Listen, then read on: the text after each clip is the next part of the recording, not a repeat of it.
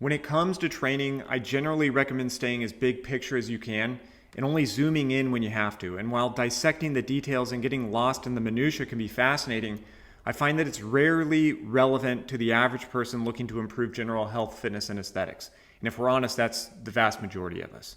Now, most of what you need to know can be expressed in big picture ideas.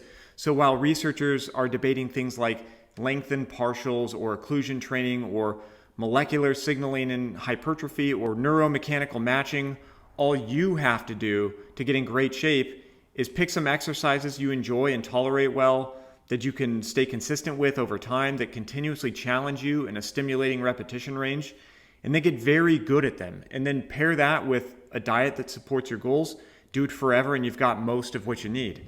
Now, beyond that, having a little knowledge around weekly volume targets and managing fatigue, that can help ensure you don't do anything too bizarre that actually keeps you from executing the big picture ideas. But after that, the more you zoom in, the more the information shifts from being practical, applicable, and reliable to academic, intellectual, and theoretical. Now, to be clear, I'm not saying intellectual pursuits aren't worthwhile or that we shouldn't try to understand more about how the body works, because a lot of useful things can trickle down from that as we expand our knowledge. But what I am saying is that for the average person who just wants to feel great, be healthy, be fit, and look great without a shirt, you don't need any of it. You need good habits, not in-depth knowledge of advanced biochemistry and physiology. And yes, elite athletes, people who are trying to maintain themselves at the edge of their genetic potential, yeah, they're likely to benefit from going deeper than the average person, on some of this stuff. But even for them, it's still mostly big picture concepts, which is how everyone got jacked before exercise science was a thing. It was big picture ideas. And then, sprinkle in a little bro science here and there. And historically, it's worked quite well.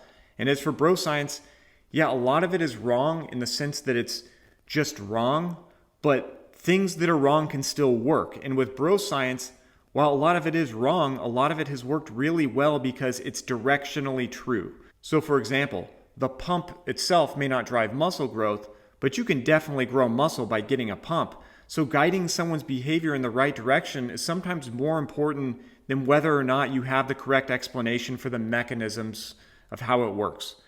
So again, I'm not saying that there's no value in pursuing a deeper understanding of the body, because personally, I love exercise science and I find a lot of this stuff very interesting and I enjoy learning more about it. But a lot of it is really just for fun, because when it comes to getting in shape, a lot of this stuff just doesn't matter. So stay as big picture as you can and only go as small as you need to. And you can use details to fine tune your course, but set your general direction with big picture concepts. I hope that makes sense. If you guys have any questions, let me know. Thanks for watching, and I'll see you next time.